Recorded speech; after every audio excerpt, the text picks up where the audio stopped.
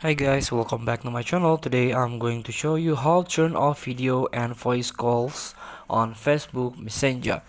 So all you have to do now, open Facebook Messenger from your phone, and you can tap on person that you don't want to voice and also video messenger to call you. You can tap it on his profile picture. Then you can tap on mute.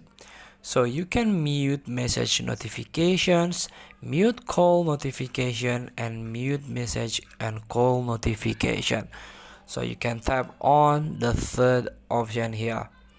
So you will not get a notification from this from your friend that you muted.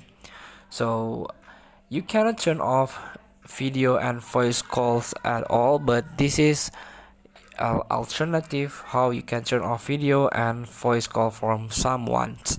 Feel free to try. Thank you for watching. Don't forget to comment, like, and subscribe, and also click this button below. See you in the next video.